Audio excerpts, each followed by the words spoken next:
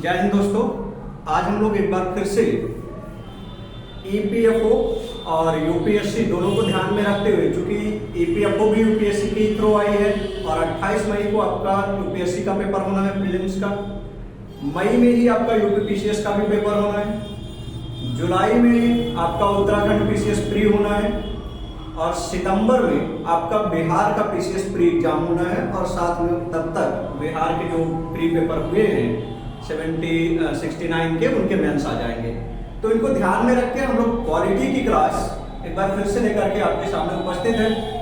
इससे पहले मैं बार बार आपको बता रहा हूँ कि ईपीएफओ की क्लास जो है वह लगातार चल रही है। यदि आपने ईपीएफओ में अभी तक फॉर्म नहीं भरा है और अगर आप एलिजिबल है तो यह आपके लिए गोल्डन चांस है कि आप उसमें फॉर्म अभी तक भर दें। 17 तारीख लास्ट डेट है।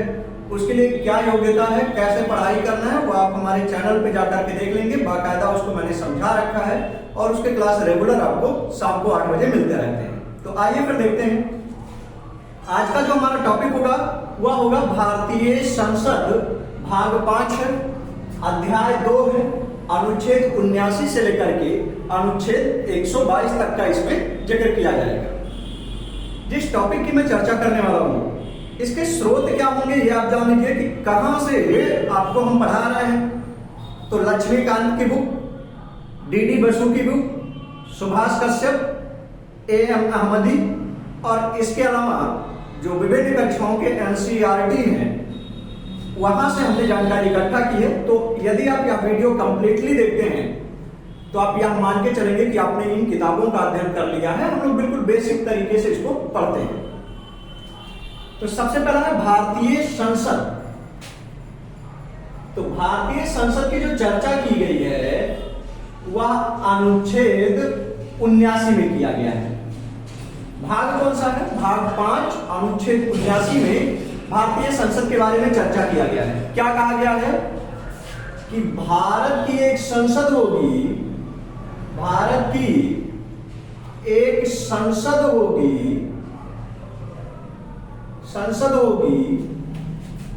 जो द्विसदनात्मक होगी। कैसी होगी? द्विसदनात्मक होगी। आम भाषा में कहें तो कह सकते हैं कि अनुच्छेद 79 कहता है कि भारत में द्विसदनात्मक संसदीय व्यवस्था होगी, 2 सदन इसके होंगे। अब सदन मतलब होता है घर। तो भारतीय संसद के 2 सदन कौन कौन से होंगे? तो सदन 2 है, एक तो है लोकसभा और एक है राज्यसभा।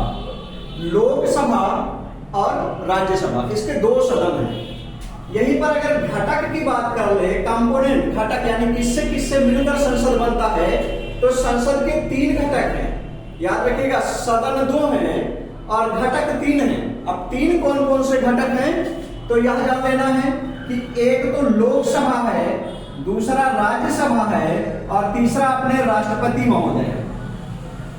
आप ध्यान देना है कि राष्ट्रपति भी संसद का एक महत्वपूर्ण भाग है। लोकसभा, राज्यसभा और राष्ट्रपति संसद के 3 घटक होते हैं।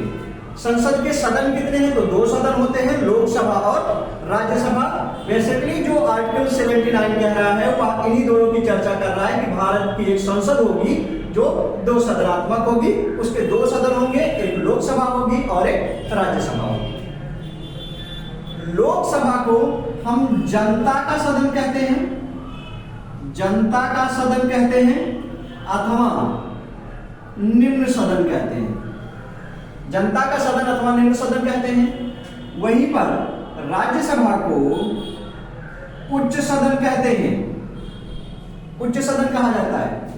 लोकसभा को विनाशी सदन कहा जाता है, जबकि राज्यसभा को अविनाशी अथवा अस्थाई सदन कहा जाता है। याद रखिएगा कि राज्यसभा अविनाशी है, अस्थाई है, अर्थात उसे भंग नहीं किया जा सकता है, जबकि जो लोकसभा है वह विनाशी है, उसे भंग किया जा सकता है। या निम्न सदन होता है लोकसभा और राज्यसभा उच्च सदन होती है। अब आगे हम इसमें चर्चा करें, थोड़ा सा जान लेते हैं कि भारत में जो संसदीय व्यवस्था है वह ब्रिटेन से ली गई। ब्रिटेन से ली गई है।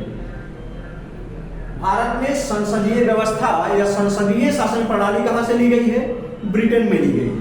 भारत की बात करते हैं, जब हम बेसिकली हम यह जानना चाहें, हम जानते हैं ना कि भारतीय संविधान में अलग अलग देशों से बहुत सारी चीजें ली गई है। थोड़ा सा अगर हम देखना चाहें कि कहां से क्या लिया गया है, तो जो भारतीय संविधान में दार्शनिक चीजें हैं, दार्शनिक चीजें, तो दार्शनिक चीजें भारतीय संविधान में कहां से ली गई हैं और कौन कौन से हैं बताइए। पहले वीडियो में चर्चा कर चुके हैं। तो भारतीय संविधान में दार्शनिकता दो जगहों पर दिखाई देती है। एक तो फंडामेंटल राइट यानी कि मौलिक अधिकार, मौलिक अधिकार, और दूसरा डीपीएसपी यानी कि नीति निदेशक तत्व। ये भारतीय संविधान के दार्शनिक तत्व कहे जाते हैं। यहां से प्रश्न बन सकता है कि भारतीय संविधान के दार्शनिक तत्व कहां से प्रेरित हैं? तो भारतीय संविधान के दार्शनिक तत्व दो हैं, या तो मौलिक अधिकार और फिर नीति निदेशक तत्व। अब मौलिक अधिकार अमेरिका से लिया गया और नीति निदेशक तत्व आयरलैंड से लिया गया। कहां से लिया गया है?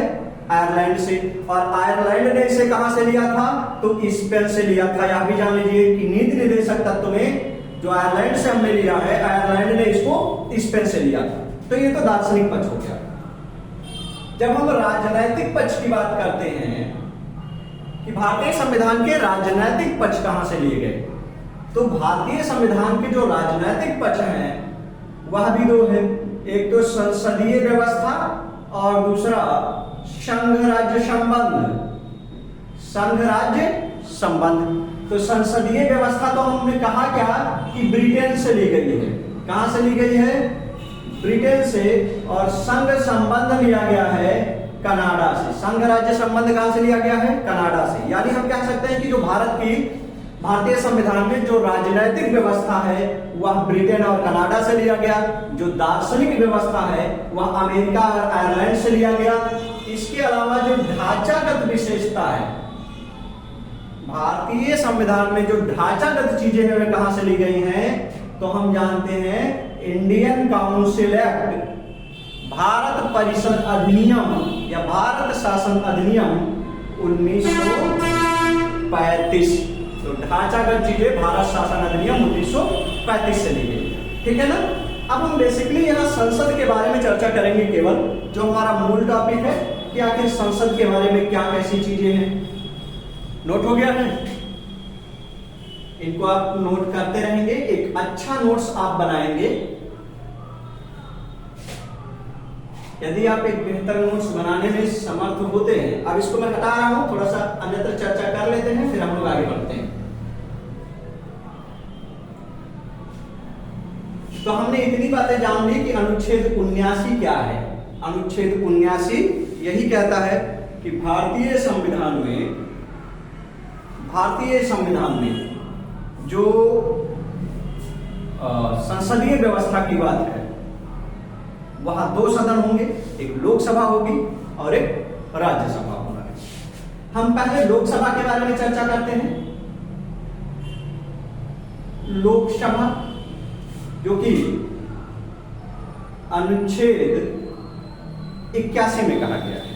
अनुच्छेद 81 में कहा गया है कि संसद का एक सदन लोकसभा भी होगा। संसद की एक सदन होगी, वह कौन सी होगी? लोकसभा होगी। लोकसभा के बारे में हमें थोड़ी सी जानकारी लेना है। और क्या जानकारी लेना है? स्वतंत्रता से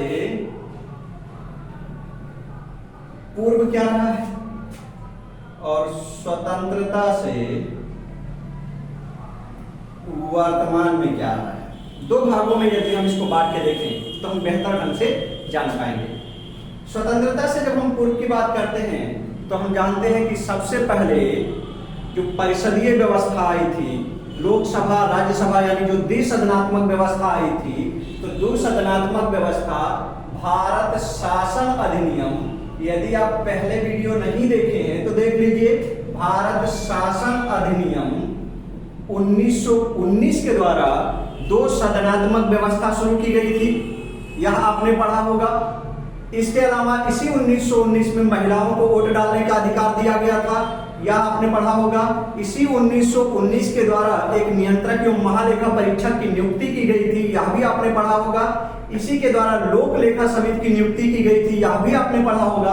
और इसी 1919 के द्वारा प्रांतों में द्वैध शासन लागू किया जाना था, यह भी आपने पढ़ा होगा। ठीक है ना।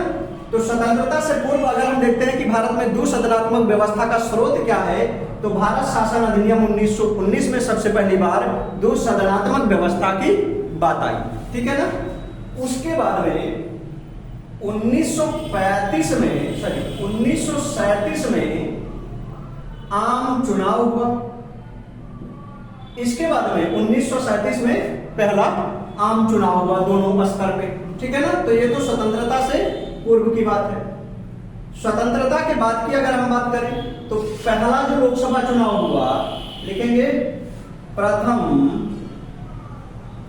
लोकसभा चुनाव, यह हुआ है 25 अक्टूबर 1951 से लेकर के, नोट करना है, 21 फरवरी 1952 तक। प्रथम आम चुनाव या पहला लोकसभा का चुनाव या लोकसभा का पहला आम चुनाव कब हुआ, तो 1951-52 में हुआ है। अक्टूबर 1951 से फरवरी 1952 के बीच में हुआ है। 25 अक्टूबर से 21 फरवरी के बीच में हुआ था, यह आपको जान लेना है। अब जब इस बीच में चुनाव हुआ तो फिर आगे 6 मई 1952 को लोकसभा का गठन किया गया। स्वतंत्रता के बाद में भैया लोकसभा का गठन कब किया गया है, तो 6 मई 1952 को लोकसभा का गठन किया गया। यह पहला लोकसभा था। तो प्रथम लोकसभा चुनाव हुआ और पहली बार लोकसभा का गठन किया गया 6 मई 1952 को।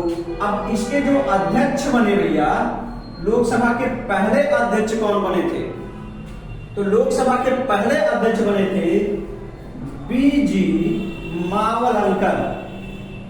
बीजी मावलंकर लोकसभा के पहले अध्यक्ष बने थे।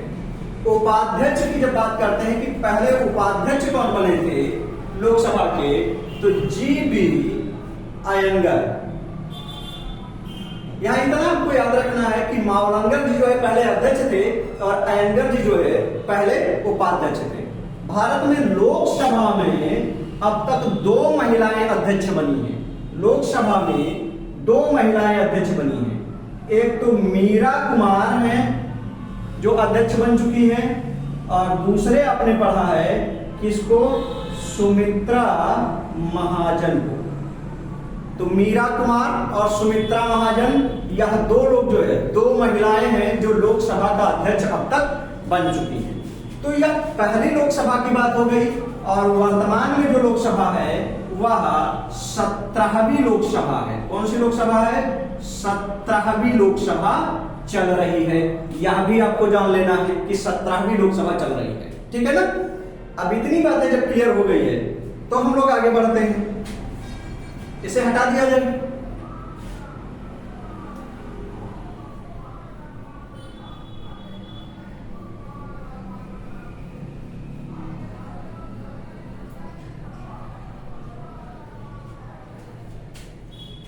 एक एक पॉइंट को आपको नोट करना है, उन्हें समझना है। अब जो प्रश्न पूछे जा रहे हैं वो एकदम रटने वाले प्रश्न नहीं रह गए हैं, उन पे बारीकी से अध्ययन होना बहुत जरूरी है। यदि आपने बारीकी से अध्ययन नहीं कर रखा है, आपका बेस कंप्लीट नहीं है, तो अब के प्रश्नों का उत्तर देना आपके लिए कहीं ना कहीं थोड़ा सा दूभर हो सकता है। तो इन्हें कॉन्सेप्ट से समझिए। अब लोकसभा की संरचना जान लेते हैं।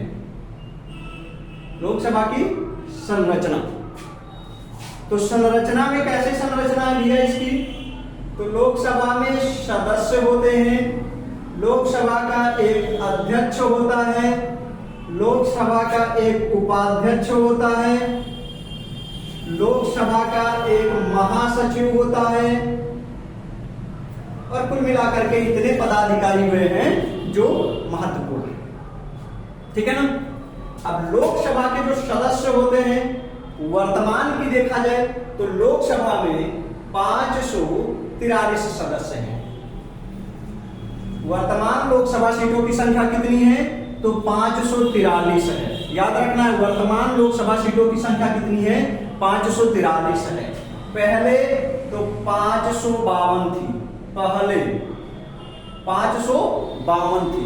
जब संविधान लागू हुआ तब कितनी थी? यानी 1950 में लोकसभा सीट कितनी थी? तो ध्यान देना है कि 500 थी संविधान लागू होते समय। अब एक बार फिर से देखो कि संविधान लागू होते समय 500 सीट थी, 552 सीटें अब है, जिसमें से 543 पर चुनाव करवाया जाता है। कितने पर? 543 पर अब चुनाव करवाया जाता है। ठीक है ना? बाकी पर क्यों नहीं करवाया जाता? तो बाकी पर इसलिए नहीं करवाया जाता क्योंकि कुछ हिस्सा हमारा पीओके के रूप में पाकिस्तान में है, उसकी सीटें तो हमारे पास है, लेकिन जब वह स्वतंत्र हो जाएगा, वह भारत में वापस आ जाएगा, तो फिर से उस पर चुनाव होना शुरू हो जाएगा। ठीक है ना? तो यह आपको याद रखना है कि 552 है, जिसमें से 543 वर्तमान है। अब एक एक के बारे में हम थोड़ा सा और जानते हैं। सीटों का बंटवारा अगर हम जान लें या 543 को लेकर के, सबसे पहले तो इसको हम देख लेते हैं कि कैसे क्या बंटवारा किया जाता है। तो इसमें से जो यहाँ 552 सीटें पहले थी, इनके बंटवारे को देख लीजिए। ये पहले भी देख लेना और वर्तमान में भी। तो पहले राज्य और केंद्र शासित प्रदेश और राष्ट्रपति, एक एक बातें हमें समझना है। राज्यों से 530 सदस्य चुने जाते थे, केंद्र से 20 सदस्य चुने जाते थे, और राष्ट्रपति जो है 2 सदस्य चुनता था एंग्लो इंडियन के रूप में। कैसे चुनता था? एंग्लो इंडियन के रूप में राष्ट्रपति 2 सदस्यों को नियुक्त कर देता था। यह मान लेता था कि भाई एंग्लो इंडियन बहुत कम है, तो वो चुनाव लड़के जीत नहीं पाएंगे, इसलिए उनका भी समाज में प्रतिनिधित्व होना चाहिए, 2 लोगों को नियुक्त कर देता था। जब सीटें कितनी? 552 थी। ठीक है ना? गुड। अब पहले एक का मैटर देखते हैं।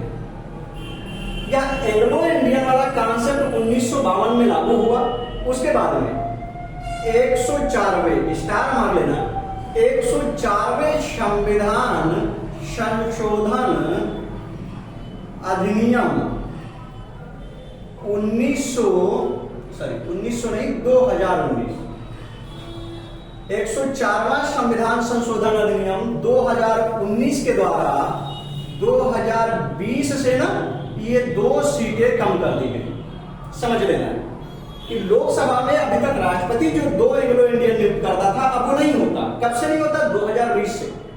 किस अधिनियम के द्वारा रोका गया? तो 104वां संविधान संशोधन अधिनियम 2019 के द्वारा ये कहा गया कि भाई अब जो एंग्लो इंडियन है उनकी संख्या पर्याप्त हो गई है, अब वो चुनाव लड़के जीत के सदन में आए, ना कि अभी भी राष्ट्रपति उनको नियुक्त करेगा। तो राष्ट्रपति ने ये 2 नियुक्त करना बंद कर दिया। कितने बचे? 550 बचेंगे। अब वर्तमान का कंडीशन क्या है भैया? तो यह भी देख लीजिए कि वर्तमान में क्या है। वर्तमान में 28 राज्य हैं, 8 केंद्र शासित प्रदेश हैं। तो 28 राज्यों से, वर्तमान की बात कर रहे हैं, 28 राज्यों से 524 सदस्य चुने जाते हैं। कितने सदस्य चुने जाते हैं? 524 सदस्य चुने जाते हैं। और केंद्र से कितने चुने जाते हैं? तो केंद्र से 19 सदस्य चुने जाते हैं। कितने चुने जाते हैं? 19 केंद्र से। यह प्रश्न पूछा गया है, तो ध्यान रखिएगा कि वर्तमान लोकसभा में कितने सदस्य केंद्र शासित प्रदेश से आते हैं? तो 19। और राज्यों से कितने आते हैं? 524। तो इस तरह से दोनों को जोड़ने पर 543 हो जाएंगे, जो कि वर्तमान में हैं। 2 इसको बंद कर दिया गया है। तो आई होप कि आपको अच्छे से लोकसभा में सीटों का बंटवारा समझ में आ गया होगा कि कैसे क्या सीटें वितरित की जाती हैं। अब थोड़ा सा और जान लीजिए कि जो यह केंद्र शासित प्रदेश में 19 है ना, इसमें से सबसे ज्यादा 7 सदस्य दिल्ली से चुने जाते हैं। कहां से चुने जाते हैं? दिल्ली से 7 सदस्य सर्वाधिक चुने जाते हैं। बाकी किसी से 1, किसी से 2, इस तरह से चुने जाते हैं। तो दिल्ली का आपको याद रखना है। आगे बढ़ते हैं, हटाया जाए। ये सीटों का बंटवारा आपने देख लिया कि कितने सदस्य कहां से चुने जाएंगे। अब आगे बढ़ते हैं। तो सदस्य का मैटर आपको समझ में आ गया होगा कि आखिर सदस्यों का चुनाव कैसे होता है और कहां से सदस्य चुने जाते हैं। अब थोड़ा सा हम आगे की ओर बढ़े, इससे पहले हम थोड़ा योग्यता के बारे में जान लेते हैं। योग्यता कि आखिर कौन सा व्यक्ति लोकसभा का सदस्य बन सकता है, सांसद कब बन सकता है। तो दो तीन बातें हैं। पहला तो उसकी जो आयु है वह 25 प्लस हो, यानी 25 वर्ष की उम्र पूरा कर चुका हो, 25 से ऊपर का हो गया हो, तो वह व्यक्ति चुनाव लड़ सकता है। यानी कि सांसदी का चुनाव लड़ने के लिए, लोकसभा के सांसदी का चुनाव लड़ने के लिए उम्र कितनी होनी चाहिए? कम से कम उम्र 25 होनी चाहिए। अधिकतम उम्र डिसाइड नहीं है। न्यूनतम उम्र 25 वर्ष होनी चाहिए, अधिकतम उम्र तय नहीं है। दूसरी बात क्या है कि पागल और दिवालिया ना हो, पागल तथा दिवालिया ना हो। पागल तक तो ठीक है, दिवालिया क्या है? दिवालिया एक ऐसा व्यक्ति है जब वो, आप जानते ना कि बैंक जो है उस व्यक्ति को कंगाल घोषित कर देता है, उसके घर पर ताला लगा दिया जाता है, कुर्की कर लिया जाता है, तो ऐसे हाल में उस व्यक्ति को दिवालिया कहा जाता है। तो जो व्यक्ति पागल दिवालिया ना हो, उसकी उम्र 25 साल से अधिक हो, 25 साल की न्यूनतम उम्र भी पूरा कर चुका हो, तथा तीसरा वाला महत्वपूर्ण है। क्या महत्वपूर्ण है? कि व्यक्ति 2 वर्ष से अधिक जेल की सजा ना काटा हो,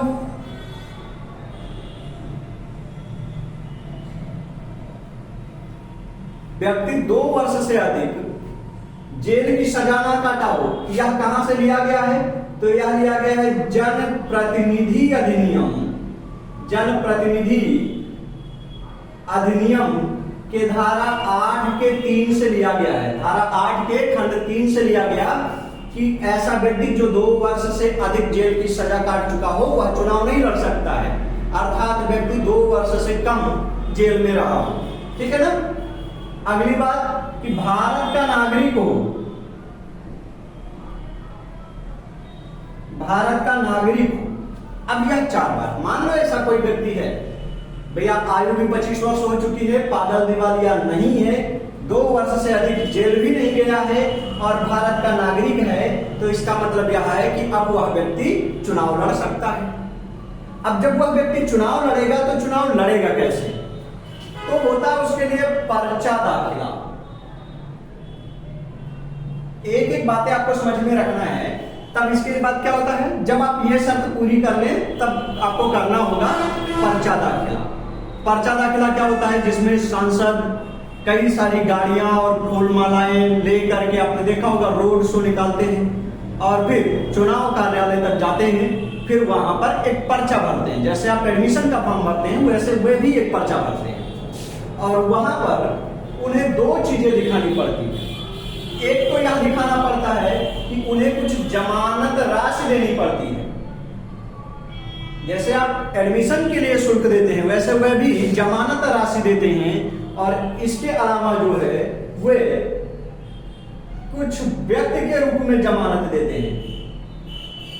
यानी 2 चीजें, रुपए की जमानत और व्यक्ति की जमानत दी जाती है। रुपए की जमानत तो वर्तमान में लगभग 25,000 रुपए लोकसभा सांसद की जमानत राशि है। ठीक है ना। SC/ST को शायद जो है 12,500 रुपए है, यानी इनका कम रखा गया है। अन्य स्थानों पर अलग अलग है, यह भी ध्यान रखना है। तो यदि कोई व्यक्ति 25,000 रुपए या 12,500 रुपए जमा करता है, तथा कुछ व्यक्ति जो है, या कुछ व्यक्ति कितने होने चाहिए? तो लगभग 50 व्यक्ति होने चाहिए। तो यदि 50 व्यक्ति साइन कर दे, 25,000 रुपया वह व्यक्ति जमा कर दे, पर्चा भर दे, तो ऐसे में उस व्यक्ति को यह मान लिया जाता है कि अब यह चुनाव लड़ने के पात्र हो गया है, अब यह चुनाव लड़ेगा। ठीक है भाई, पर्चा दाखिला हो गया। अब जब पर्चा दाखिला हो गया तो उस व्यक्ति को चुनाव चिन्ह मिलेगा। चुनाव चिन्ह में हो सकता है कि उसे भाजपा अपने तरफ से कैंडिडेट बना ले, हो सकता है कोई अन्य पार्टी बनाए, यानी कि यह तय करना होता है कि वह किसकी तरफ से लड़ रहा है। उस पार्टी का चुनाव चिन्ह मिल जाता है। यदि भाजपा से है तो उसको कमल का फूल, कांग्रेस की तरफ से है तो हाथ का पंजा, इस तरह से जिस भी पार्टी की तरफ से है तो उसका चुनाव चिन्ह मिलता है। अगर वह किसी भी पार्टी की तरफ से नहीं है तो जो राष्ट्रीय निर्वाचन आयोग है उसको अपने तरफ से कोई भी चुनाव चिन्ह देता है। ठीक है ना? तो इतनी बातें आपको समझ लेना है। अब उस व्यक्ति को मिल गया, चुनाव चिन्ह भी मिल गया। अब वह व्यक्ति प्रचार करेगा और फिर एक दिन आ जाएगा, कौन सा दिन? मतदान होने का दिन, यानी जिस दिन वोट पड़ना है। अब मतदान होना है तो मतदान कैसे होगा यह भी समझ लेना है। अनुच्छेद 326 बड़े बेहतरीन ढंग से बताता है कि भारत में जो चुनाव होगा ना वह कैसे होगा? वयस्क मताधिकार के द्वारा, वयस्क मताधिकार के जो है प्रत्यक्ष चुनाव होगा। यानी वह व्यक्ति जो वयस्क है वे अपने मत का अधिकार जो है उनको वो प्रत्यक्ष रूप से प्रयोग करेंगे। यहां पर जान लेना है कि जो मताधिकार है, वोट देने का अधिकार है व्यक्ति का, वह किस प्रकार का अधिकार है? तो वोट का अधिकार आपका किस प्रकार का अधिकार है? एक संवैधानिक अधिकार है, मौलिक अधिकार नहीं है, संवैधानिक अधिकार है, याद रखिएगा। अनुच्छेद 326 कहता है, क्या कहता है? कि प्रत्यक्ष मतदान होगा वयस्क मताधिकार के आधार पर। अब यहां पर कठिन यह है कि वयस्क कौन है, यह समझना है कि आखिर वयस्क कौन है। थोड़ा सा हम डीप में जाते हैं तो यदि हम नेहरू रिपोर्ट जो आई थी 1928 उसको भी अगर पढ़ ले तो उसने कहा था कि 21 वर्ष से मतदान शुरू किया जाए। ठीक है ना? तब भारतीय संविधान में 21 वर्ष ले लिया गया था, यानी 21 वर्ष से मतदान शुरू हुआ। लेकिन आगे चल करके 61वें संविधान संशोधन 1989 में, 61वें संविधान संशोधन 1989 में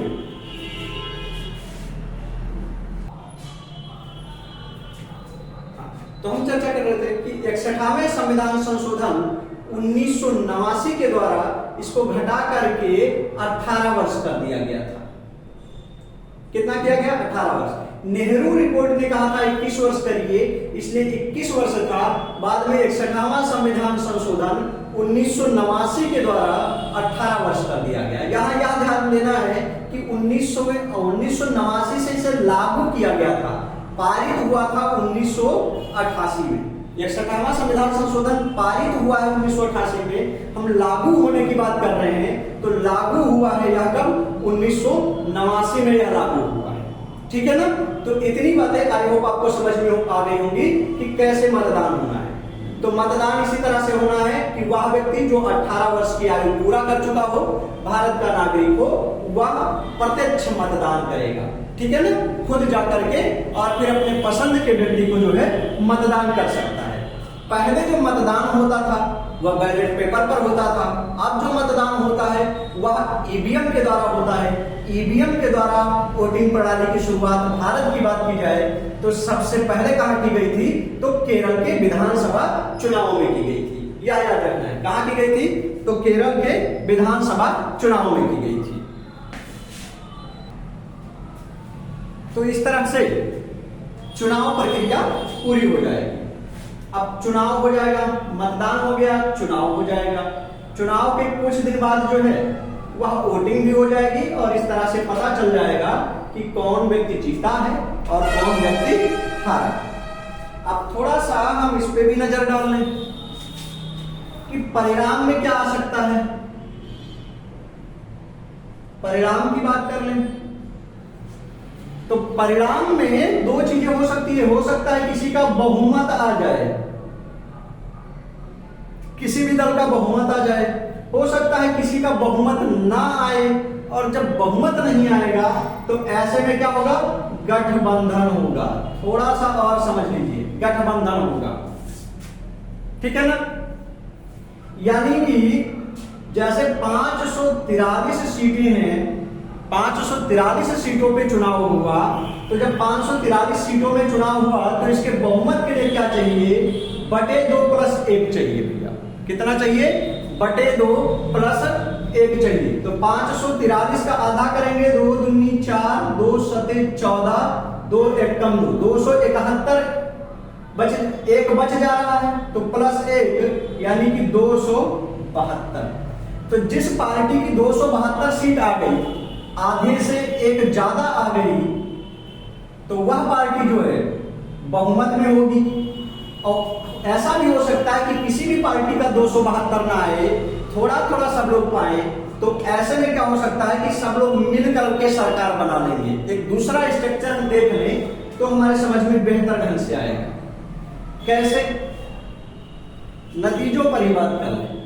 मान लेते हैं बीजेपी है, कांग्रेस है, सपा है, बसपा है, अन्य है। अन्य का मतलब कुछ जो निर्दलीय है। अब एक कंडीशन यह हो सकता है कि मान लो बीजेपी को 280 सीटें मिल गई, इनको मान लो 100 सीटें मिल गई, इनको मान लो 80 सीटें मिल गई, इनको भी मान लो 50 सीटें, ऐसे किसी को मतलब कुछ भी हो सकता है। तो ऐसे में इनको चाहिए था 272, 280 है, यानी कि इनकी पूर्ण बहुमत की सरकार बन गई। अब जब इनकी पूर्ण बहुमत की सरकार बन गई है भैया, तो ये लोग करेंगे क्या? 280 लोग तो इनके दल के जीते हैं जो पूर्ण बहुमत में हो गए हैं, पूर्ण बहुमत की सरकार बन गई है। ये लोग अपने दल का एक अगुआ व्यक्ति चुनेंगे, जिसको ये लोग अपना नेता कहते हैं। ये 280 लोग जो लोग जीते हैं ना सत्ता में, ये अपना एक अगुआ व्यक्ति चुनेंगे, उसी को ये अपना नेता कहेंगे। उसी नेता को बुलाएंगे राष्ट्रपति, और राष्ट्रपति जी इसको क्या करेंगे कि प्रधानमंत्री पद की शपथ दिला देंगे, पद की शपथ दिलाएंगे। तो यहां ध्यान देना है कि यदि बहुमत आ गया तो बहुमत दल के नेता को राष्ट्रपति जो है वह प्रधानमंत्री की शपथ दिलाते हैं, अर्थात प्रधानमंत्री पद पर नियुक्त किया जाता है। यहां ध्यान देना कि राष्ट्रपति प्रधानमंत्री की नियुक्ति करता है, ठीक है ना? तो नियुक्त हो जाएंगे, ठीक है ना? और बाकी के जो लोग ये बचे, ये बाकी जो बचेंगे ये सब सदस्य हो जाएंगे। बाकी के जो भी बचेंगे, एक को छोड़ करके 542 लोग, वे सब क्या हो जाएंगे? सदस्य हो जाएंगे, ठीक है ना? अब इसी में से एक तो प्रधानमंत्री निकल गया बहुमत वाले का, इसी में से ये लोग अपने में से जो सबसे उम्र दराज व्यक्ति को देखेंगे, अनुभवी व्यक्ति को देखेंगे, उसी अनुभवी व्यक्ति को ये लोग अपना अध्यक्ष बना लेंगे, और वह कहलाएगा लोकसभा अध्यक्ष। यानी लोकसभा अध्यक्ष का चुनाव, तो लोकसभा अध्यक्ष का चुनाव लोकसभा के सदस्य करते हैं। कौन से सदस्य करते हैं? तो जो बहुमत दल आया है, जिसकी सत्ता आई है, तो सत्ता पक्ष के सदस्य अपने में से किसी एक व्यक्ति को जो अनुभवी हो, उम्र दराज हो, उसके अनुभव को देखते हुए अपना अध्यक्ष बना देते हैं, और वही लोकसभा का अध्यक्ष कहलाता है। शुरू में अध्यक्ष और उपाध्यक्ष, यानी जब संविधान लागू हुआ तब से लेकर के और 10वीं लोकसभा तक, 10वीं लोकसभा तक अध्यक्ष और उपाध्यक्ष एक ही दल से होते थे। 10वीं लोकसभा के बाद से यह तय किया गया कि जो अध्यक्ष होंगे वह तो सत्ता पार्टी के होंगे, और जो उपाध्यक्ष होगा वह विपक्ष पार्टी का होगा। यानी जो अध्यक्ष होता है उसे अब सत्ता वाले नियुक्त करते हैं, और जो उपाध्यक्ष होता है उसे अब विपक्षी दल के लोग नियुक्त करते हैं। तो इस तरह से अध्यक्ष बन जाएंगे और उपाध्यक्ष बन जाएंगे, ठीक है ना? ये दो बातें भी क्लियर हो गई कि अध्यक्ष का चुनाव, तो लोकसभा के सदस्य ही अध्यक्ष का चुनाव करते हैं अपने में से। उपाध्यक्ष का चुनाव, तो लोकसभा के सदस्य ही उपाध्यक्ष का चुनाव करते हैं। बस अध्यक्ष जिनकी सत्ता है वे चुनते हैं, उपाध्यक्ष जो विपक्ष में बैठे हैं वे चुनते हैं, ठीक है ना? अब महासचिव की बात करते हैं। तो जो लोकसभा का सचिवालय होता है, फिर से समझ लीजिए, भैया जो लोकसभा का सचिवालय होता है ना, इस सचिवालय में सचिव नियुक्त होते हैं। कौन होते हैं? सचिव नियुक्त होते हैं। ये सचिव कहां से आते हैं? आईएएस परीक्षा उत्तीर्ण करके, यूपीएससी उत्तीर्ण करके आते हैं, जिसकी आप तैयारी कर रहे हैं। तो यही का जो एक अनुभवी आईएएस अधिकारी होगा, उसी को जो लोकसभा का अध्यक्ष होता है ना, वह महासचिव नियुक्त कर देता है। क्या? तो लोकसभा का महासचिव कैसे बनाया गया? तो लोकसभा का महासचिव नियुक्त किया जाएगा कैसे? अध्यक्ष के द्वारा लोकसभा के जो है सचिवालय से बनाया जाएगा। ठीक है ना?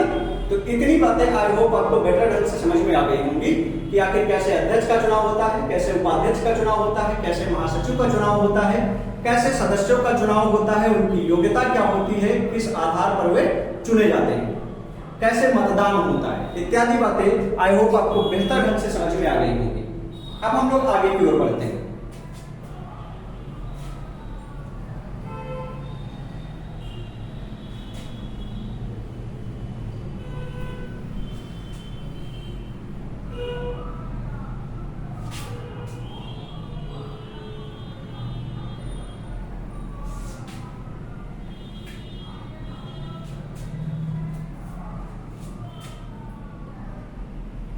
ये तो तब की कंडीशन है जब किसी की बहुमत आ जाए। मान लो कंडीशन ऐसा आ जाए कि जो बीजेपी है इसका जो है 250 होता, कांग्रेस का 120 होता, इनका 75 होता, इनका 105 होता, ऐसे और सबका होता कुछ। ठीक है ना? तो अब ऐसे में किसी का 272 नहीं है, तो ऐसे में किसी का बहुमत नहीं आया। किसी का बहुमत नहीं आया तब ये लोग हो सकता है ये दोनों मिल जाए, हो सकता है इधर से मिल जाए, यानी दो या दो से ज्यादा या सभी लोग या कई लोग मिल करके जो है गठबंधन कर लेंगे। तो जब मिल जाएंगे तो उसे क्या कहा जाएगा? गठबंधन कहा जाएगा। और अब इस गठबंधन का जो अगुवा होगा, उसे जो राष्ट्रपति होंगे वे प्रधानमंत्री पद की शपथ दिला देंगे। ठीक है ना भैया? तो इस तरह से प्रधानमंत्री बन जाएगा। सपोज करो कि किसी की बहुमत भी नहीं आई है, किसी का 272 नहीं है, बहुमत भी नहीं आया है, और ये लोग आपस में भी नहीं मिल रहे हैं। ऐसा आ जाए जैसे कि कर्नाटक राज्य स्तर पर आया था, ऐसा मामला आ जाए कि बहुमत भी नहीं है और ये आपस में मिल भी नहीं रहे, गठबंधन भी नहीं कर रहे, तब क्या होगा? तो यहां पर राष्ट्रपति अपने विवेकाधिकार का प्रयोग करेगा। राष्ट्रपति को विवेकाधिकार की शक्तियों का प्रयोग दिया गया है। विवेकाधिकार की शक्ति है राष्ट्रपति के पास। अब राष्ट्रपति विवेकाधिकार में क्या करेगा? राष्ट्रपति कहेगा क्या कि जो बहुमत वाली दल, जो अभी तक सबसे अधिक मत वाली दल है, सीट वाली दल है, जैसे बीजेपी, तो इनको बुलाएगा और इनके नेता को, अगुवा को पीएम पद की शपथ तो दिला देगा।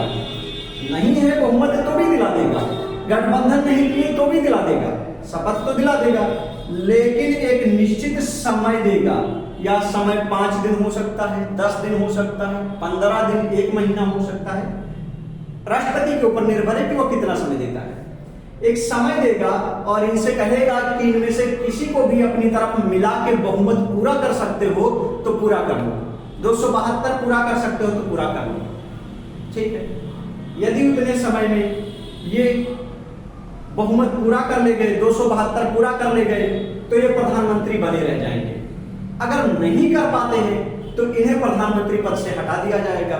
तो अब ऐसे में राष्ट्रपति क्या करेगा? यानी पहली वाली दल नहीं कर पाई, तो जब पहली वाली दल नहीं कर पाई तो राष्ट्रपति जो दूसरी बड़ी दल होगी, तो दूसरी बड़ी दल में कांग्रेस है, यानी कि इसको राष्ट्रपति यही काम करेगा।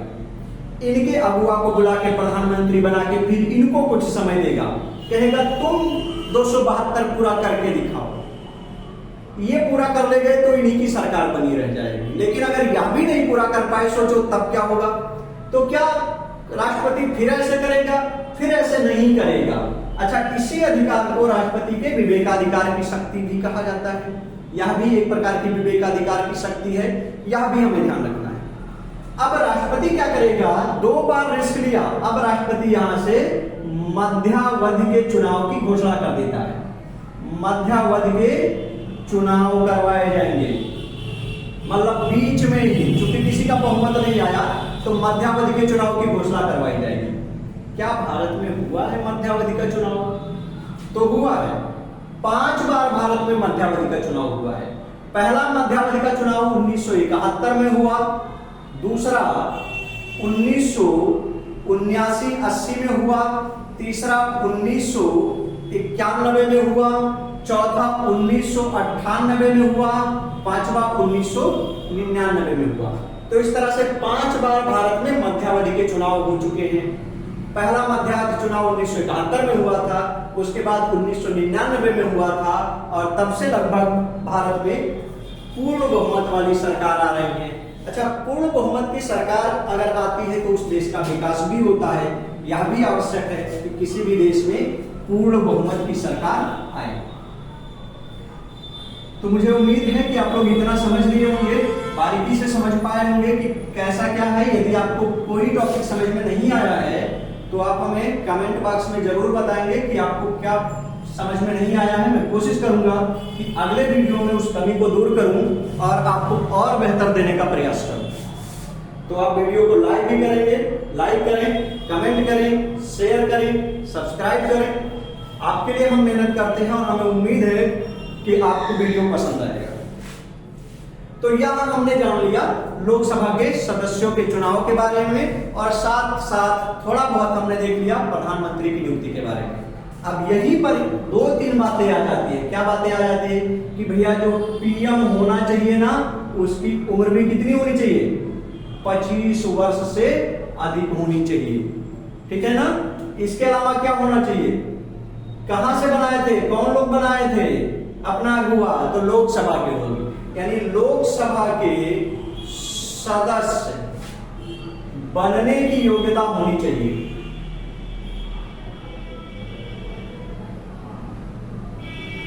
प्रधानमंत्री कब बनाया जा सकता है? जब व्यक्ति 25 वर्षों को पूरा कर चुका हो, जब लोकसभा के सदस्य बनने की योग्यता रखता हो, तब उसे प्रधानमंत्री बनाया जा सकता है। और शपथ कौन दिलाता है? तो राष्ट्रपति इसे शपथ दिलाता है। अब लोकसभा का अध्यक्ष और उपाध्यक्ष, तो लोकसभा के अध्यक्ष और उपाध्यक्ष यह भी एक प्रकार से लोकसभा सदस्य होते हैं। लोकसभा सदस्य थे और इन्हीं सदस्यों में से इनको अलग किया गया, यानी लोकसभा सदस्य के द्वारा ये चुनाव होता है। तो लोकसभा के सदस्य आपस में से वरिष्ठ व्यक्ति को अध्यक्ष और उपाध्यक्ष बना देते हैं। ठीक है ना? अब आगे देखते हैं। जब इतनी बातें क्लियर हो जाए, तीसरा पॉइंट हमने क्या चर्चा कर लिया? महासचिव। तो महासचिव कैसे बनते हैं? तो लोकसभा का महासचिव कैसे बनेंगे? तो महासचिव का चुनाव हमने पढ़ा कि जो लोकसभा का अध्यक्ष है वह कैबिनेट से, सचिवालय से जो सबसे वरिष्ठ आईएएस अधिकारी होगा, अनुभवी होगा, उसी को महासचिव अध्यक्ष बना देता है। ठीक है ना? अब शपथ ग्रहण की बात कर लेते हैं। तो शपथ ग्रहण में एक तो प्रधानमंत्री हो गया, दूसरा अध्यक्ष और उपाध्यक्ष हो गए, और तीसरे कौन बचे? सदस्य बने। अब यहां देखो, इनको जो शपथ है ना वह राष्ट्रपति दिलाएगा। प्रधानमंत्री को शपथ कौन दिलाता है? राष्ट्रपति खुद प्रधानमंत्री को शपथ दिला देता है। और जब सदस्य की बात आती है तो सदस्य को संविधान में तो यही लिखा है कि राष्ट्रपति शपथ दिलाएगा, लेकिन चूंकि 543 लोग हैं, और एक बात आपने देखा ही होगा, भारत का राष्ट्रपति अक्सर वृद्ध व्यक्ति को बनाया जाता है। तो यह मान लिया जाता है कि अब एक वृद्ध व्यक्ति खड़े होकर सबको शपथ दिलाए, ठीक नहीं है। तो 1-2 को तो वो खुद दिला देता है, और बाकी सदस्यों को शपथ दिलाने के लिए किसी को नियुक्त कर देता है, कह सकता है, या उसमें जो सबसे वरिष्ठ सदस्य हैं उनको बुला के खुद शपथ दिला देगा, और बाकी को शपथ दिलाने के लिए जो है किसी की नियुक्ति कर सकता है। तो यहां शपथ दिलाने वाले में ध्यान रखना कि लोकसभा सदस्यों को शपथ राष्ट्रपति दिलाता है, अथवा राष्ट्रपति द्वारा मनोनीत व्यक्ति दिलाता है। राष्ट्रपति द्वारा क्या हुआ? मनोनीत व्यक्ति दिलाता है। अब बचा कि लोकसभा अध्यक्ष और उपाध्यक्ष को कौन दिलाते हैं? तो लोकसभा अध्यक्ष और उपाध्यक्ष चूंकि पहले सदस्य ही थे, लोकसभा के सदस्यों में से एक हैं, ये लोग बनाए गए हैं, इसलिए ये अध्यक्ष और उपाध्यक्ष पद की शपथ नहीं लेते। तो यह याद रखना कि कौन से दो पद हैं जिस पद का शपथ नहीं होता, तो लोकसभा अध्यक्ष और लोकसभा अध्यक्ष अपने पद का शपथ नहीं लेते, वे संसद सदस्य के रूप में होते हैं, इसलिए वे संसद सदस्य के पद का शपथ लेते हैं। आई होप कि इतनी बातें आपकी क्लियर हो गई होंगी इस टॉपिक से। अब हम लोग आगे की ओर बढ़ते हैं।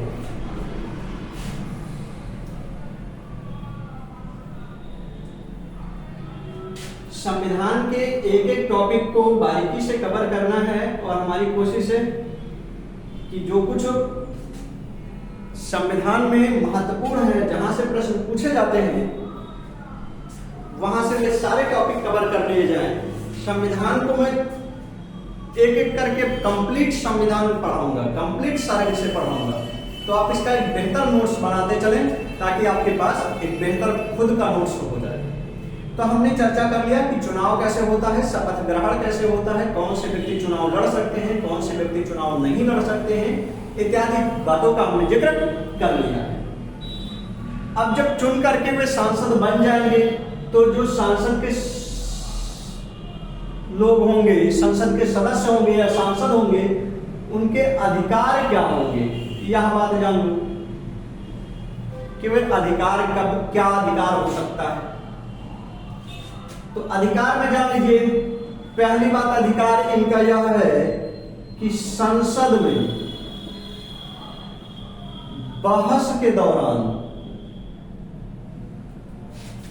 कुछ भी बोलने की स्वतंत्रता है। इसकी व्याख्या से समझ लीजिएगा कि यानी ये जब संसद में बैठे थे, किसी बहस के दौरान इन्होंने क्या बात कहा है, किसी को कुछ बुरा लग गया हो, इसको लेकर के कोई जाकर के इनके ऊपर एफआईआर नहीं कर सकता, पुलिस एफआईआर नहीं करेगी। यानी संसदीय मामले में संसद के भीतर अगर कुछ इन्होंने कहा है तो उसका निपटारा संसद में ही होगा, उसका निपटारा बाहर कोर्ट में नहीं हो सकता। यानी कि पुलिस और न्यायपालिका संसद के अंदर की कार्यवाही में भाग नहीं ले सकती है, यह आपको याद रखना है, ठीक है ना। इसके बाद में आपको याद रखना है कि बैठक के संसद के 3 सत्र होते हैं। संसद के एक साल में 3 सत्र बुलाए जाते हैं। तो जब सत्र की बैठक होनी हो तो बैठक के 40 दिन पूर्व से 40 दिन बाद तक इन्हें गिरफ्तार नहीं किया जा सकता, गिरफ्तार नहीं किया जा सकता, ठीक है ना। किसी बैठक के 40 दिन पहले से 40 दिन बाद तक संसद के सदस्यों को गिरफ्तार नहीं किया जा सकता है, यह आपको याद रखना है। यहां से ये दो इनके महत्वपूर्ण अधिकार हैं, बाकी वेतन, भत्ता, सुविधा या तो आप जानते हैं, ठीक है ना। इसी में एक और बात याद रखना है कि लोकसभा अध्यक्ष, लोकसभा का जो अध्यक्ष है वह यदि कोई सदस्य लगातार बिना बताए 60 दिन तक अनुपस्थित हो जाए, यानी लगातार 2 महीने तक कोई जो सदस्य है बिना बताए लोकसभा में ना जाए, तो ऐसे में लोकसभा अध्यक्ष उसकी जो मान्यता है उसे खारिज कर देगा, यानी उसको उसके पद से हटा सकता है। तो संसद के सदस्य को उसके पद से हटा सकता है लोकसभा अध्यक्ष। कब हटाएगा? यदि वह बिना बताए 60 दिनों तक लगातार एब्सेंट हो जाता है तो उसे उसके पद से हटाया जा सकता है, ठीक है ना। हाँ, अब आगे कुछ महत्वपूर्ण बातें समझ लेना है आपको। क्या समझ लेना है? कि संसद की बैठक हो, और बैठक जब भी संसद की हो तो जरूरी क्या है कि कम से कम 10% सदस्य या 1/10वां भाग उपस्थित होना चाहिए। जैसे कि कल संसद की बैठक होनी चाहिए, तो जो 243 लोग हैं ना, कम से कम 24-25 लोग उपस्थित होने चाहिए, तभी संसद शुरू हो पाएगी, संसद की कार्यवाही शुरू हो पाएगी, लोकसभा की कार्यवाही शुरू हो सकती है, जिसको कहा जाता है कोरम पूर्ति, कोरम या गण पूर्ति। तो यहां से प्रश्न बन जाता है कि कोरम के लिए या गण पूर्ति के लिए न्यूनतम कितने आवश्यक हैं? तो न्यूनतम 10% सदस्य या 1/10वें भाग की आवश्यकता होती है संसद की बैठक के लिए। ठीक है ना, यह आपको याद रखना है। साथ में एक छोटी सी बात आपको और याद रखनी है। क्या याद रखना है? कि जो इन्होंने जमानत राशि की बात हमने किया था 25,000, यदि उनको कुल मिलाकर के 1/6 भाग अथवा 16.6% मत नहीं प्राप्त होता है, तो इनका जो 25,000 रुपए था वह जब्त हो जाएगी, जिसे कहा जाता है कि जमानत राशि जब्त हो गई। यानी जमानत राशि को बचाने के लिए इनको कुल वोट का, अपने क्षेत्र में जितना वोट पड़ा है ना, उसका 1/6 वोट इनको पाना जरूरी है। 16.6% मतदान इनके पक्ष में होना जरूरी है, तभी इनकी जमानत राशि उनको लौटाई जाएगी, नहीं तो जो इनकी जमानत राशि होगी वह जब्त कर ली जाएगी। तो इस तरह से हमने लोकसभा क्या है और फिर जो है उसके सदस्यों का चुनाव कैसे होता है, उनके क्या अधिकार हैं, पहले लोकसभा का गठन कैसे हुआ, कार्य कैसे करते हैं, राष्ट्रपति की नियुक्ति, शपथ इत्यादि बातें हमने देख ली है। अगले क्लास में हम लोग राज्यसभा के बारे में चर्चा करेंगे, और राज्यसभा की जब चर्चा कर लेंगे तब हम दोनों को कंपैरेटिव अध्ययन करेंगे कि लोकसभा का कार्य क्या है और राज्यसभा का कार्य क्या है, कैसे लोकसभा अध्यक्ष धन विधेयक पर अधिकार रखता है, कैसे जो राज्यसभा है उसे IAS PCS की वैकेंसियों पर अधिकार दिया गया है, इत्यादि बातों का अध्ययन हम लोग नेक्स्ट क्लास में करेंगे, अगले क्लास में करेंगे। तब तक के लिए जय हिंद।